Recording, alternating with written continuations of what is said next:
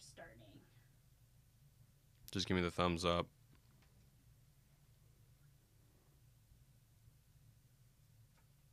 What's up, everybody? Welcome to Show Me the Meaning, Wisecrack's movie podcast. Alec, you're going to have to do it again. Show me the meaning. That was all right. Well, my name is Jared. Today I'm joined here with the Show Me the Meaning crew. We got Alec. Hey. And joining us for the first time is a new writer to the Wisecrack crew. It's Tricia Aurand. How's it going, Tricia? It's going great. Good. I'm so glad to be here. Oh, I'm glad that you're here too. So today we're talking about Toy Story 4, directed by Josh Cooley, written by Andrew Stanton and apparently 8 other people, starring Tom Hanks, Tim Allen, Annie Potts, Christina Hendricks, and Keanu Reeves. As always, let's go around and get our first impressions. Tell me what you thought about this movie. Tell me about your general relationship to the Toy Story franchise. Let's start with Alec. I'm so sorry. Keanu Reeves is in this? He's Duke Kaboom, man. Yeah, come on. Holy okay. So I had seen Toy Story 1 a long time ago. Don't really have a relationship to the franchise, but I really like this movie, and I was very surprised what it was about. And I like it because in a weird, perverse way, it's almost like Get Out for kids. And we can talk more about that later. Okay. That's not what I took away from it, but interesting. So you have not seen 2 or 3 at all? I might have seen 2 like a long time ago, Wow. but I've definitely not seen 3.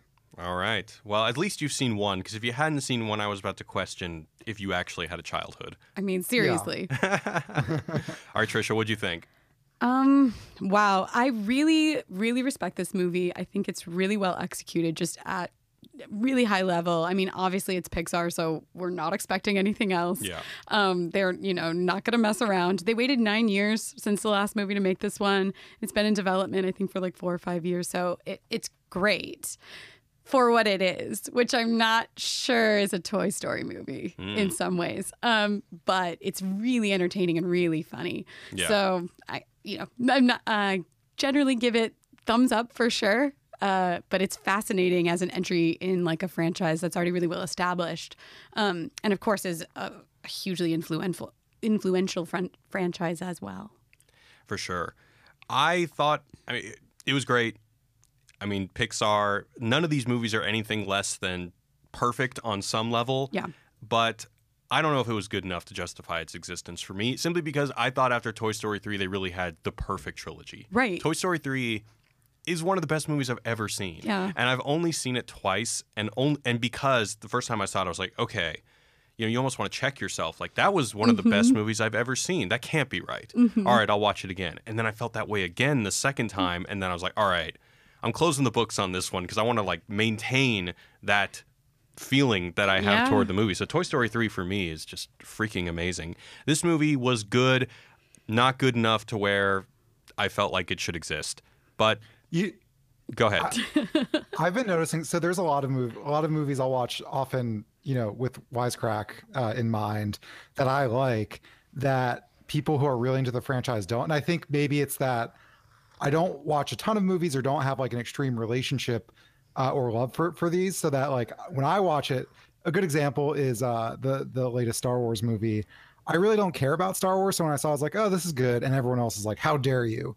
And I'm getting a similar vibe from Toy Story because, yeah, as a standalone movie, and I think you would probably agree, like it's a good movie, but you have kind of ideological complaints about it existing in the Toy Story universe.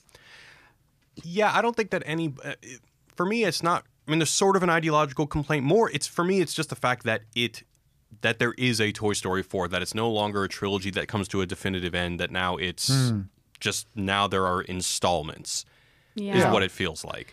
Yeah, I was talking to somebody about it last night, and I was like, it almost feels like a spin-off movie. Yeah. Like, it's sort of like, in a different era, it might be, and I'm not saying that this is reflective of the quality at all, but it might be like a direct-to-DVD sequel or direct-to-VHS sequel, and in Disney, where it's like you've got some of the characters, and it's in the same universe, but I'm not sure it's part of the same story. And so, again, that is not fair to the movie because of how well it's made. Yeah. And, it zooms by. It's hilarious. The theater that I was in, we were busting up laughing. Everybody was laughing, and it's just so much fun to watch and delightful. I just don't know if it's like, because you have to have three things, I think, to have a Toy Story movie. You have to have a movie about Woody, you have to have a movie about Buzz, and you have to have a movie about Andy and their relationship to Andy. And you're missing two of those things here, I think. So, I don't know. Yeah. Well, you mentioned in the theater, and I have a short anecdote to share about my theater experience. So I saw it at the ArcLight on Saturday, and there were about 6 9-year-old boys, and they were all chaperoned by this one parent, and that one parent was Jack Black. Of course. And the funniest thing was there was this, well, they were not well behaved. Jack Black seemed like he was, on the one hand, trying to maintain his disposition as cool dad and not ruin the kids' fun, but at the same time, he was a little bit like, oh man, these kids.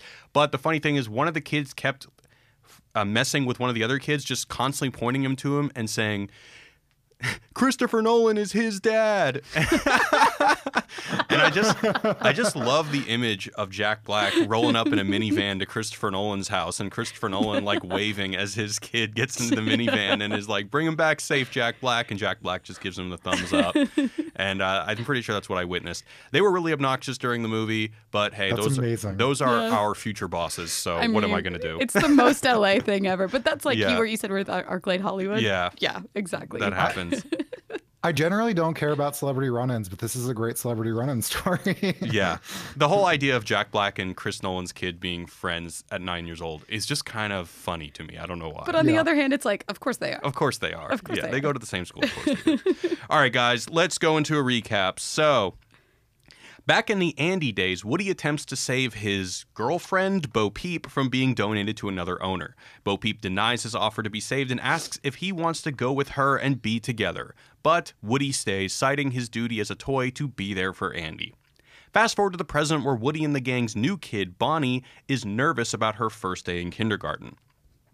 Although she doesn't often pick Woody to be played with, Woody takes on the responsibility of making sure she has the support she needs on her first day. Through his secret aid, Bonnie creates a new toy at school named Forky, a spork crudely pasted together with pipe cleaners and popsicle sticks. Despite Forky wanting to obey his programming to consider himself trash, Woody convinces him that he is in fact a toy and Bonnie needs him. On a road trip, Woody investigates an antique shop when he sees clues that Bo Peep was once there. He meets Gabby Gabby, a doll who captures Forky and holds him ransom, saying that she wants Woody's voice box so that she can fix her broken functionality that will enable her to finally find a kid who will love her. Woody reunites with Bo Peep, who is now a kidless free agent living her own life. Together with Buzz and a Canadian toy named Duke Kaboom, they infiltrate the antique shop to rescue Forky. In the process, Gabby claims Woody's voice box and installs it to herself, but despite her voice functioning again, Gabby is rejected by the kid she always thought would take her home. Gabby joins Woody, Buzz, and Bo Peep to return Forky to Bonnie. In the process, they see a lost child at a carnival, and Gabby positions herself to comfort the child and give her the confidence to seek help in finding her parents, and is taken home by said kid. Forky's returned to Bonnie, and instead of going back to Bonnie's house, Woody decides to live a free life with Bo Peep, liberating other toys and helping them find kids if that's what they desire. End of movie. All right, guys, before we move on, I want to give a shout out to our sponsors over at Mubi. So you guys know Mubi. We've talked about it. They're a friend of the podcast. Mubi is a cinema streaming service and also a download service. It is home to the world's largest community of film lovers with over 8 million registered users. Every single film is chosen by a human, not an algorithm. They are cult classics, award-winning masterpieces, forgotten gems, festival fresh independent releases, to the hard-to-find and never heard of before kind of stuff. Every day a new film is added. Mubi is available globally, and there are no ads ever.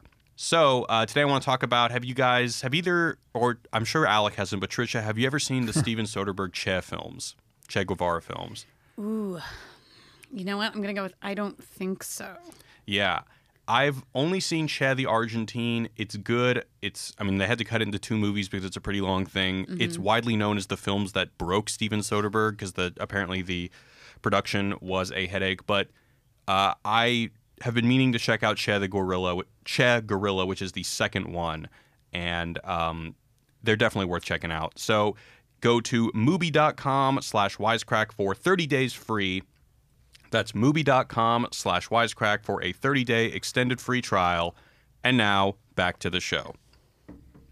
All right, so oftentimes when we do movie podcasts and Alec is on, I try not to text Alec with what my angle's going to be, but I think that we both couldn't help it. Yeah. And I mean, go ahead. it was, I saw that you were like, we should call this the existential despair. And then the whole movie. Oh, so you saw that before you saw the movie? Yeah, I saw it at 9 o'clock last night. But even then, I mean, it's hard. As soon as Buster Bluth is like, I'm trash. I had a sense of what was going on. Yeah, Tony Hale.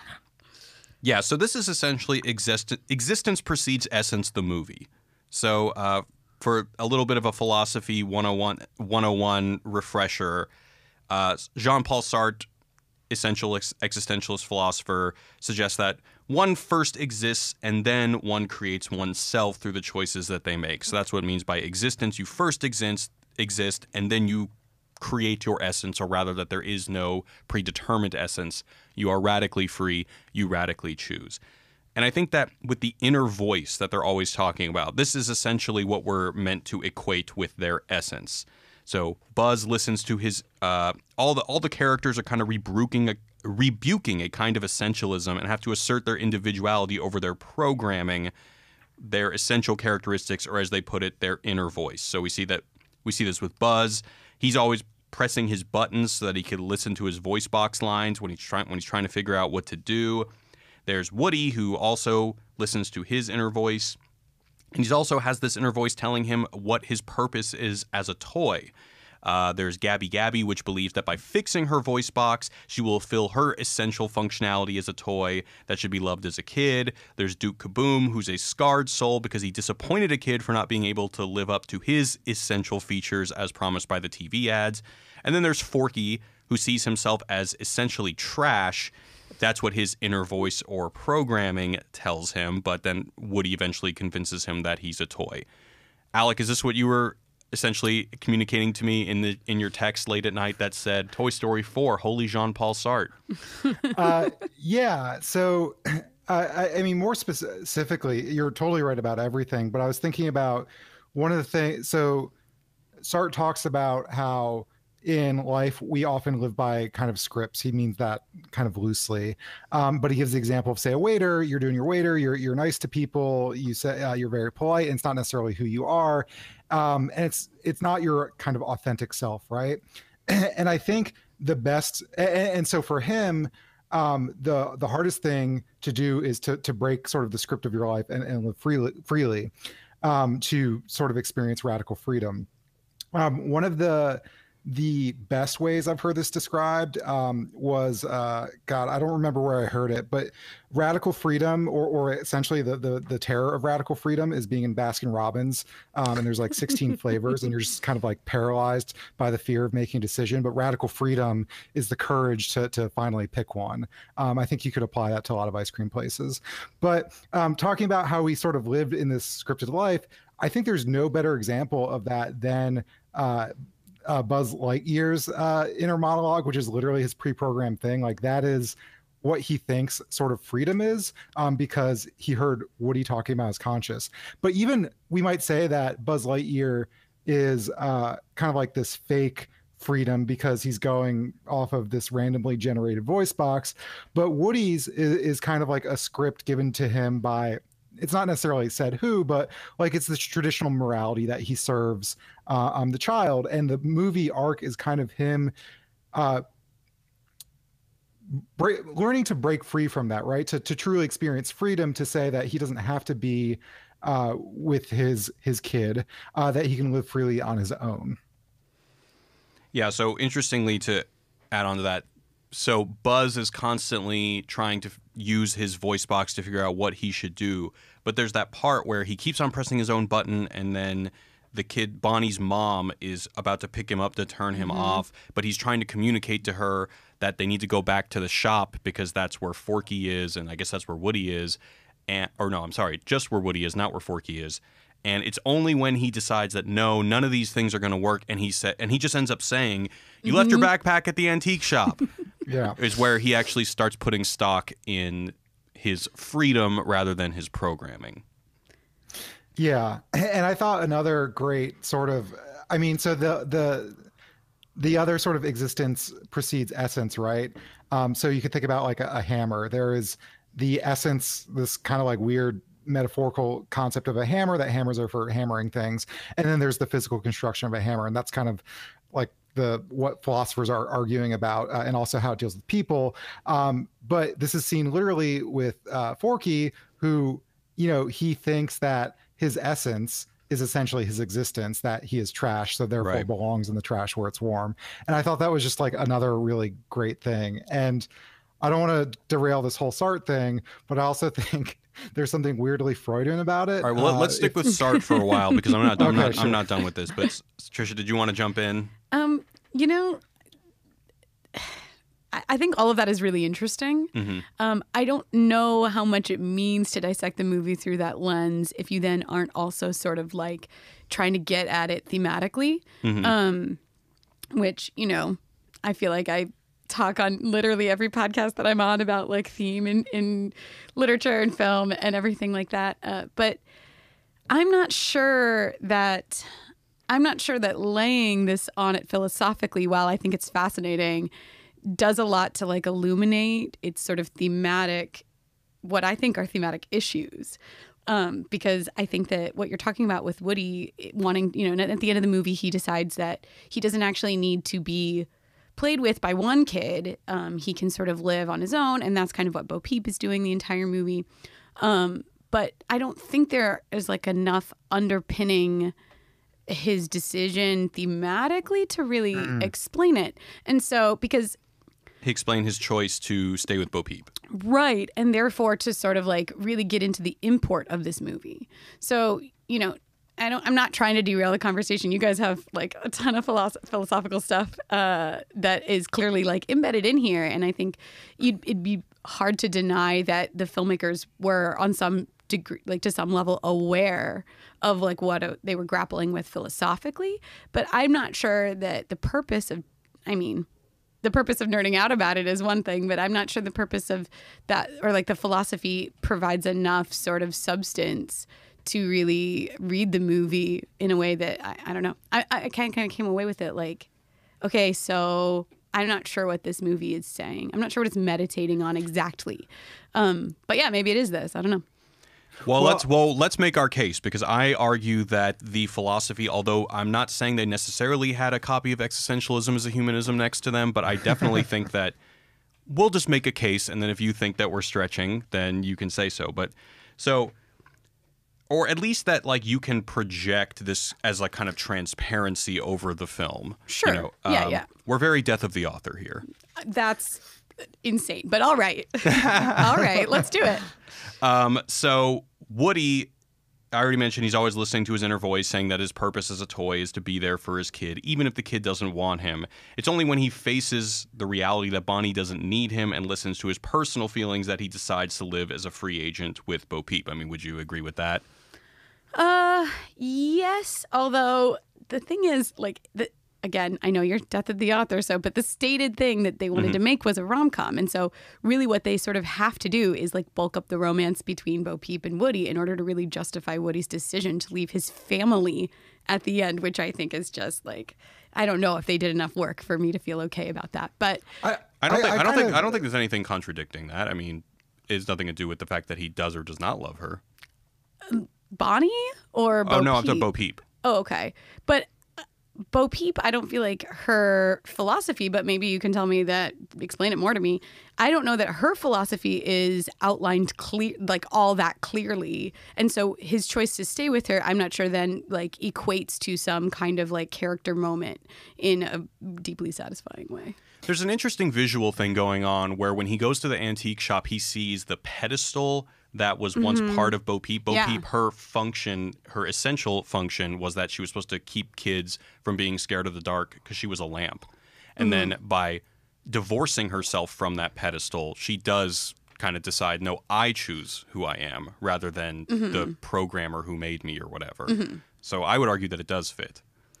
I see where you're coming from, Tricia, in that like I think some of the work, like scripting wise, is a little bit light in Woody's thing. But I think like when I think about structurally, like Jared just said, Bo Peep's whole thing is that she is sort of living radically free, but you don't have to put in like Sartrean terms. You could just think that people have their sort of predetermined script to serve their child, to be trash, to have tea time with a kid, and all these characters are kind of breaking free from that script, or we could even say function in the case of Bo Peep, to sort of make their own lives or make their own decisions. So I think that is pretty solidly in there, but I think you're onto something in that, like, it's a little light. And I think my only qualm with the movie so far, we'll see if I develop more, is that I loved the trash thing so much with Forky that I wish that was the central arc, is that Forky learning that he's not trash. Yeah, I mean, I kind of almost do too. And I hear exactly what you're saying. I fully agree. I think it's in there. Yeah, so if you guys have more to say about it, by all means. Well, we'll make it quick. Great. But I am going to go even deeper with it, so you might hate me, but we're going to do it anyway. All right, so once again, Duke Kaboom already mentioned that the TV ads basically say he ought to be able to scale this huge gap, and then he can't do it, so he has this existential crisis, but then he learns not to define himself by that standard. And I already mentioned the Forky thing. Here's where I'm going to get a little bit philosophy nerd, and this is why the movie's really weird to me, Alec, and I want to hear what you think about this. So, in Sartre, existence only precedes essence because there is no God. But in this movie, there is a God. Forky is created by Bonnie. And this contradiction throws the whole thing into a really awkward existential world to me, to the point where I'm still struggling to find out if I like this movie or not, or if I think this movie is a nightmare. I think it could still, like, I think the realization here's the thing, these toys are not toys anymore. They're basically just people. Right. This is why the film is weird for me. We're meant to believe that toys are just as existentially free as humans, and they have the freedom to define themselves through the choices they make just as humans do. Now, applying a kind of humanism to toys has been the shtick of Toy Story movies since the first one, but I feel like maybe they took it too far this time, because in previous installments we may map feelings onto them, because we similarly feel that at some times in life we feel like we're losing our social utility. So maybe in real life, if kids leave the nest, the kids no longer need the parental functions that their parents offer them. So we can project these life experiences onto Woody, as he no longer feels the parental that his parental, quote-unquote, parental functions are needed by Andy. Therefore, the toys are like a metaphor for how we feel about losing our social utility. But in this movie, they go too existential, to the point where we're supposed to believe that just as humans aren't made for any particular reason utility, and thus we are able to create our own selves through our choices and our actions, we're supposed to believe the same thing is for toys, but toys are created with utility. They are built to serve children. By denying this programming, these movies are essentially just becoming Pinocchio. They're becoming actual people and denying their programming, and they're saying that their programming is just a lie. To me, this is like unnecessarily postmodern Toy Story. And it's just not as powerful as the previous installments, because the previous installments upheld essential things about toys, that they're utilities of love. In 1, 2, and 3, we're meant to believe that toys are meant to be there for kids, to be loved by kids. In the third one, you might be passed on to another kid, but there will always be a kid out there for you to love and help. And we project that onto us because, as a source of comfort, we as humans think that maybe our essential nature as humans is to love each other and that to be there for people, etc. But now that's all thrown out the window. Now, right. We're skeptical of any kind of essential characteristic in our postmodern cultural nightmare. So toys deny their programming in order to live a life that's fulfilling to them. Why? They're not humans. They don't live in a godless universe. They have gods. People brought them into this universe for a reason, to love humans. Only us humans have the unique curse of having to salvage an identity from nothingness. God damn it. I kind of disagree that just because humans made them, that makes them God. That's like saying, if you're a parent, you are the God of your child because you made them. Well, but okay, I can see that. I mean, in a sense, but I mean, I think there's something pseudo-biblical. Did this ever enter your mind about how Gabby... yeah, Gabby Gabby has that book that shows that this is who you ought to be, and perhaps you can equate, I mean, we don't see this in the film, but you could equate that with like other toys having instruction manuals and stuff. But I don't know. Certainly, even if you were to say that a child or a parent brings you into this world, there is something a little bit different with something actually granting you sentience for a particular purpose, right? Like, yeah, but I mean, I don't know if their sentience is necessary to their kind of function as toy. Like, obviously our real life toys serve a function, and they're not sentient, and they're fine as toys. It's almost like their sentience or their essence, if you will, kind of goes above and beyond their sort of physical existence, which makes them capable of experiencing freedom. I hear what you're saying though, Jared, which is that like the first three movies very definitely function metaphorically. Yeah. Like the first movie is about friendship. Woody loses his place as like the best friend of Andy, and he has to like make his peace with the fact that Andy is going to have another friend that is closer to him than he is, which is relatable on a kid and an adult level. Yeah. And then the second movie is about like the impermanence, right? This idea that they are, if they go to this museum, they can be permanently like loved, but that they're not in relationship then. And so the idea that relationships are impermanent, that's very relatable, very human. And the third movie too really grapples with like death. And I think there's a lot of like, the third movie is like, think about that incinerator scene at the climax of Toy Story 3, which is one of the best scenes like in animation as far as I'm concerned. It's incredible. And it really is about something that is human. So that's sort of always the thing about movies, is that you have to tell a human story. And I am not sure that Toy Story 4 is telling a relatable human story, because the specificity of the way that the toys function and like operate within the world becomes so abstracted from what it means for us to be human. Like, what is the metaphor here? It could be, so to understand through like kind of the thematic lens, it could just be that, I'm tempting to go more to the existential thing, because my brain is like, oh, it's like, what do you do when your God abandons you? Which I think is kind of the existential message of the movie. I find that very relatable. Well, okay, but Sartre would say God never abandoned you because there never was one. But anyway, in terms of like the family thing, I guess it's, it could be more. See, my problem is with the third one, it was kind of like your kids are leaving the nest. So But Andy it's goes parenting. Andy goes off to college. What do I do now? Well, because your utility as a toy is to be there for humans, I would argue, and that is an essentialism that I'm comfortable with, then he should go to another kid who will appreciate them. And I guess this one is like, well, if your kid leaves the nest or their kid no longer leaves you, then you just live your own best life or something like that, I guess. Sure. And I was talking about this too, but like, it's not enough in there textually, I think, to really make that argument. Because Toy Story 3, it ends up being like, they realize they have to let Andy go. And then the whole thing is that they end up deciding, okay, well, as long as we're together, like we'll go to the attic if we're together, we'll go to Bonnie's if we're together. And Andy ends up making that choice where he gets almost, could go to college with Andy. But then he gets into the box to get donated so he can be with his family and be with Bonnie. And then this movie just undoes all of that. Yeah, the family thing is really lost. It's really lost. And, and this is sort of what I was saying earlier. It's like, is this a Toy Story movie? Like, we have a completely different cast of characters.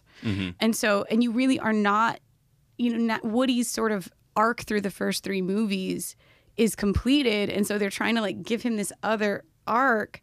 But I'm not sure that it has the same sort of like message or relatability, emotional gut punch that those other movies have, for the reasons we're talking about. The fact that we have to have this debate.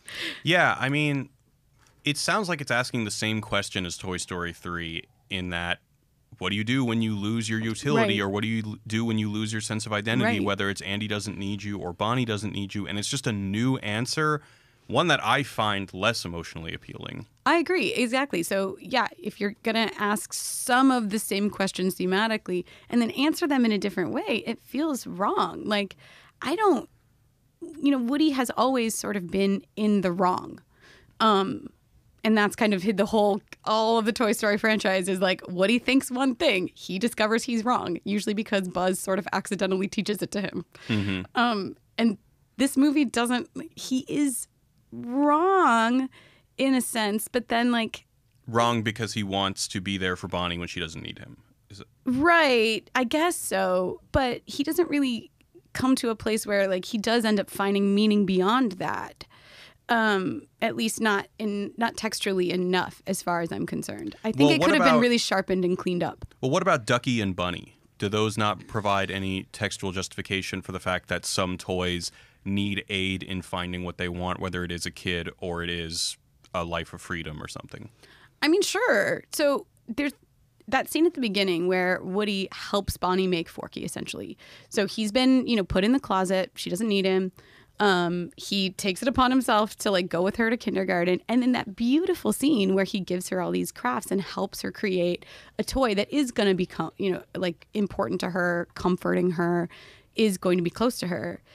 But and his reasons for doing that at the time are strictly self-interested. It's making him feel relevant. That's the only reason he cares about Forky, is because he sees it as like, okay, well, as long as I'm taking care of Forky, then in a way Bonnie needs me. So in a way I have like meaning. But if he had been able to realize, say, at the climax of this movie, or near it, when Bo Peep is like, why do you need to go back? Why do you need Forky? And if Woody had sort of come to a place of like, actually providing Bonnie with that, even though it has nothing to do with me, is actually meaningful. Yeah. Then this life of like matchmaking kids with toys that they like form at the end would be this sort of beautiful completion of that arc. This like, oh, that action itself, helping kids find toys that they do love, that is useful, even if it isn't me. But that is what he does at the end. Yes. But I just don't think it's thematically connected enough. Like the dots aren't all the way connected in a way. With what he did for Forky. Yeah. Go ahead, I think I agree, because what you just said I agree with, but I think almost the existentialism conflicts with that a little bit, so it gets like buried a little bit. Okay. Go on. I mean, I don't have much to say, but just the idea that Woody is now a matchmaker for toys and kids, right, I think is something that was lost on me until Trish just said it. Yeah, so they didn't do enough. They didn't connect the dots. Yeah. Yeah. I also had some very, very famous children yelling during very key parts of the movie. So, like, during that whole speech where Woody talks to Gabby and they have this emotional connective moment, I have no idea what was said during that speech. Right. Well, so here's my question. So what is then the metaphor? What is the translatable thing? Because there's no like human equivalent to that. Like what are we supposed to, matchmaking kids and toys? Okay, that's great. Comforting kids, maybe finding something that provides comfort to kids. What is the human like sort of thing that we can then walk away from this movie and say like, oh, I need to rethink this about my life or think about this role? I think it's still like making your own choices, or like questioning the sort of narrative that you've been given, because even if that new narrative that you make for yourself or that new meaning you make in your life is to connect kids, that is still like an action you do, whereas some of the toys are clearly right, just out there to like hang out and live their best lives, like the party scene. Yeah it definitely has something to do with constructing your own identity, not allowing yourself to be pigeonholed by any particular set of societal standards or something like that, and just moving on. Now, I think I share your disappointment that there seems to be a lot of overlap between that and Toy Story 3. Yeah. But yeah, to me there is no metaphor. It is just exactly. It is just that it's just literal in that Woody is now a human. Yeah, exactly. And that's just not as fun to me. I don't know. I definitely didn't cry in this movie. I cried in Toy Story 3 either. I was bawling during Toy Story 3. Yeah. Well, because again, you're telling a story about toys, but you're telling a story about like humans and feeling lost or abandoned by people you care about, like wondering what's going to happen at the end of it. Like finding comfort in friendships that you have, even when you're facing really dire circumstances. All of those things are really human. This is so specific. This is a toy. This toy is not a human in any way, right? Except in that he's existentially a human. Right, but then what he decides to make of his life isn't something that any human can make of their life, because there's not metaphorically like something there. Okay, I really like this movie. I want to say that. Yeah, I mean, I really like this movie. Yeah, I mean, as far as putting a one-to-one metaphor on helping toys find their identity, I mean, I think it just could be, I don't know, somebody who was, this is lame, but born into a family of doctors, spends their first 40 life as a doctor, and then in retirement they decide to, I don't know, join the Peace Corps or something. Sure. Yeah. Something like that. Right. Again, and if you think about Woody's arc as moving from fundamentally selfish, and especially at the beginning of Toy Story, and he becomes increasingly selfless as the series goes on, this could be a really beautiful completion of that arc, where he takes himself out of the picture and is like, it isn't about me and a kid anymore. It is still about, though, kids and toys finding love and happiness and comfort together. But I just I wish there'd been more of that. I wish there's more meat of that. But you think that's what they were going for? I would venture to say probably. I mean, I just think that's who Woody is. So, if you're looking from a writing standpoint, I'm a screenwriter, and so that's why that's why I'm doing this from a screenwriter perspective and not a philosophy perspective. I'm sorry, but I just feel like you always look into the character and you find out what is going on within the character, what is necessarily a question that a character, when you put them in a certain situation, would ask or would do. What's baked into that character? Yeah. And Woody finding himself in a closet, in Bonnie's closet, is a really interesting place to start. And then it didn't all the way go. So, but yeah, it is really, it's also super contained. Basically all of this entire movie takes place in that antique store, which is an amazingly animated place. The whole movie looked amazing. Ridiculous. That opening scene where they're saving the RV toy, the rain looked so good. Oh yeah. And did your theater freak out at the puppets? Oh yeah. I mean, they're frightening. Are they supposed to be? Are all puppets like that creepy, or is that a Goosebumps kind of reference? It definitely said Goosebumps to me, but that's just because I grew up reading those books. And what was that one called? I don't even Well, remember. all they're dummies. They're ventriloquist dummies, and those are always creepy. There's Twilight Zone episodes about it, So it's sort of long understood. No one likes a ventriloquist dummy. It's a nightmare object. But yeah, no. So yeah, I don't know. I wish they'd done a little bit more, but what can you do? And this, I think, is for me, I walked away from it just more interested in franchise, this moment that we're in of reboots and franchises and IP and all of that stuff. Just how do we make it keep on going? Right. And now that they're installments, it's going to go again. Probably. I don't think that this is any better of a conclusion. To me, the only purpose of doing this is to open it up to more installments. Well, they are making a 10-episode short form series called Forky Asks a Question, which will be debuting on Disney Plus in November 2019. So there's definitely already content coming down the pipeline. Yeah. But, Hanks has said that this, for all intents and purposes, he thinks this is the last one. Tim Allen said the same thing. So did they not say that about the third one? They did. Yeah. But that was Lasseter. And Lasseter's gone. So, I will be curious to see. I mean, Pixar, they're caught in a place because you have a lot of brilliant brains over there, and they understand that some things are not sequel ready, or some things are not sequel-y. They're not franchisable in a narratively satisfying way. Now, they don't, unfortunately, get to decide their own fate some of the time, but they do have comparative freedom by contrast to a lot of other creators. So, Pete Docter said Inside Out, it's one movie. And we got one, and it's so far. I'm sorry, I'm really cynical. No, I mean, true. I'm just speaking to the current reality in, June 2019. This is what we're working with. Yeah.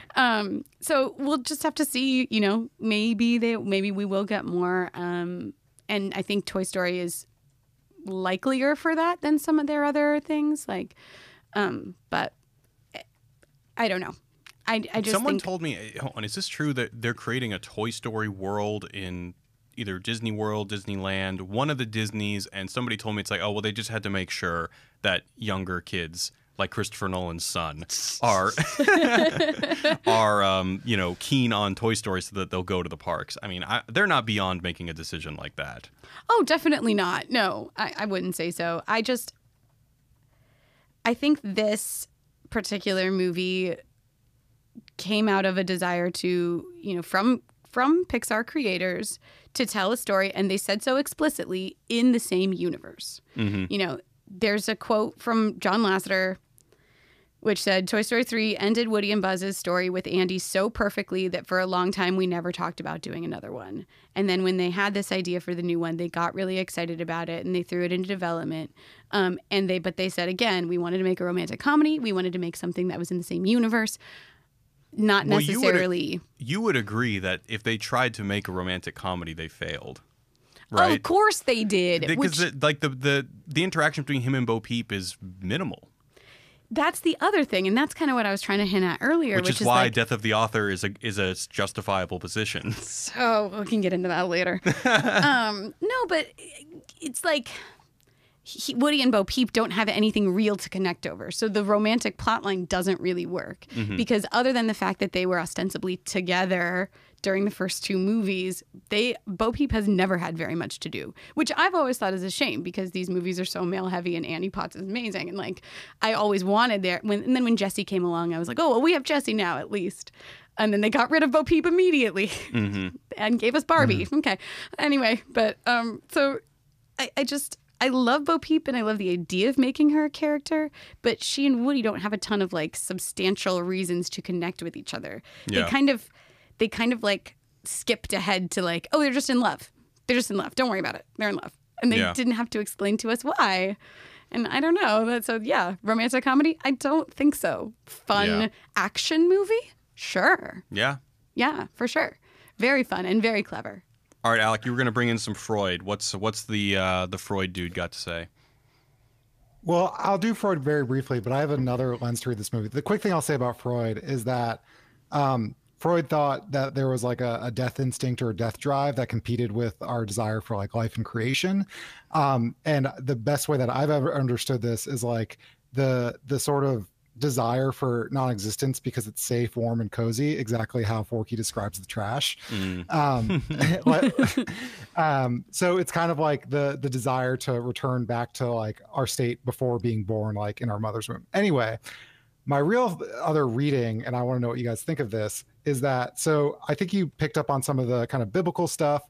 So there's this whole theme of shepherding. Obviously, there's Bo Peep and her sheep, but you have lost toys, lost children, especially at the end.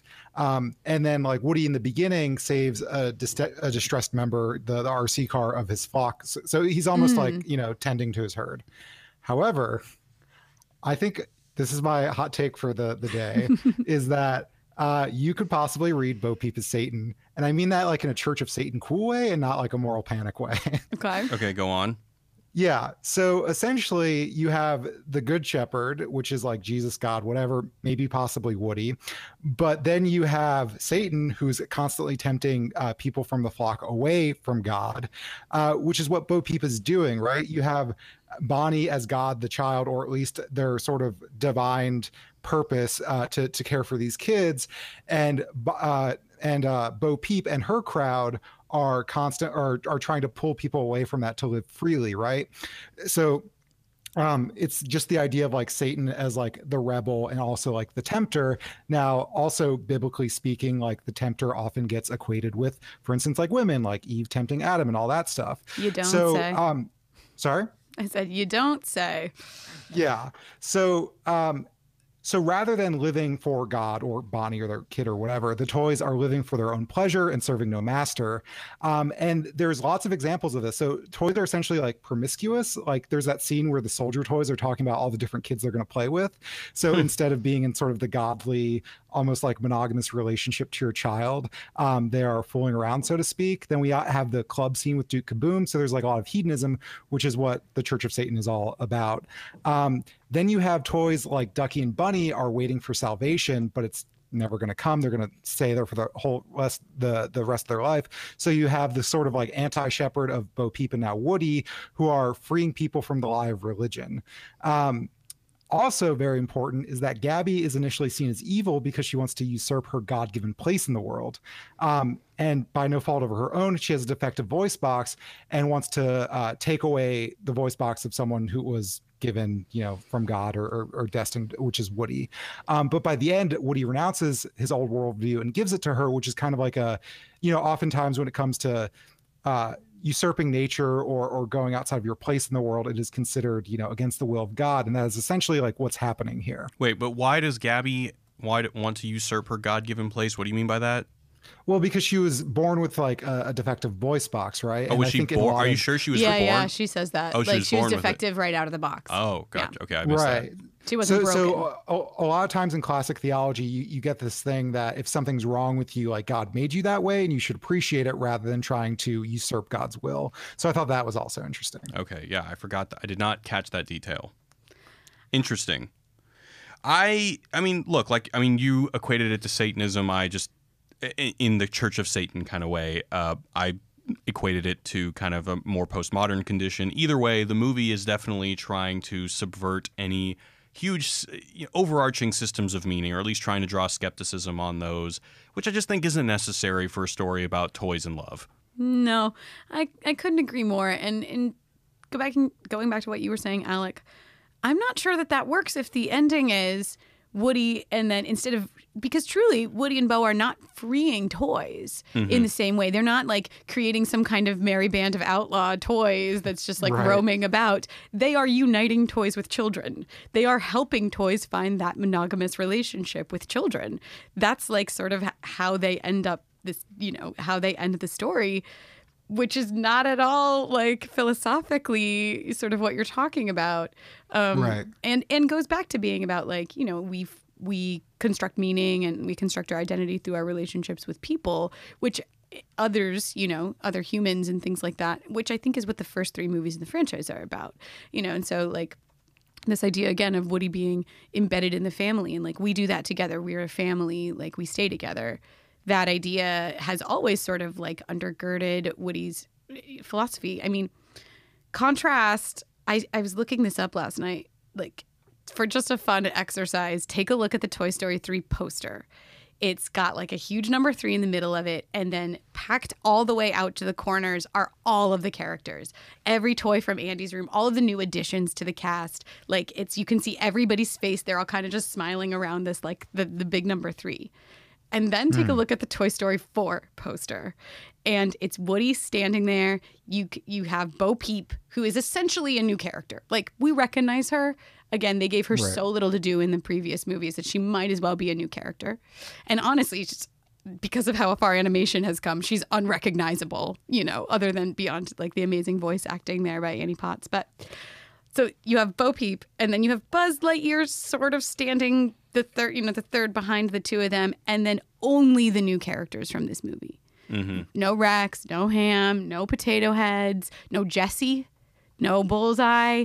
Like, it really is just sort of separating Woody from his family, which they've gone to a lot of trouble to like show us is meaningful to him. And in a way, like, those characters have nothing to do in this movie. They sit in that RV the entire time. And then finally at the end, you're trying to give us this emotional scene where Woody is leaving them. And I was like, I want to feel sad about this because I think I should. Yeah. Because I think this should be deeply meaningful. But they've grappled with it in no way at all. Mm-hmm. So, what are we doing, Josh Cooley? One last thing I want to bring up before we go into the mailbag. I'm not usually one that harps on the logic of the world, but in this one I was particularly kind of bothered with, when do they... It's for most of the movie, I was to understand that whenever Woody is just speaking, not using his voice box, other humans can't hear that. It's some sort of inner monologue between other toys. But then sometimes the humans can hear that. Actually, that's not true, because in the first movie, Woody looks Sid dead in the face and says, "So play nice," with his own mouth and his own voice. And Sid does hear him. Okay. So I think it's just that they don't talk around humans and kids. But sometimes I feel like they were in this movie, and it was just kind of weird. It's like, okay, are they in earshot? Not in earshot. Hint. Then at this point, they are at this point. I probably just shouldn't be paying attention to that. No, and this movie too stretches credulity about humans never see them. Yeah. Because they're moving so freely. So much. Like the baby buggy goes out of the antique store door 2 feet behind the antique store owner, and she somehow doesn't see, notice, hear, feel, sense it moving directly next to her. They're just moving with so much impunity, and they do like sort of play with it a little where they're like, he went in the aisle. Why would anyone do that? That's so dangerous. But he gets away with it. Yeah, I saw an internet meme, or maybe it was a Reddit post or something, but do you ever think they're going to make the movie in which mankind recognizes that toys are sentient, and then that's the conflict of the movie, what to do? I'd watch it. Definitely. I'd watch it too. Yeah. All right, guys, we're going to go into the mailbag. Hit us up with an email at movies@wisecrack.co or send us a voicemail at 213-534-8807. That is 21-ELF-GUT-07 or 21-ELF-HUT-07.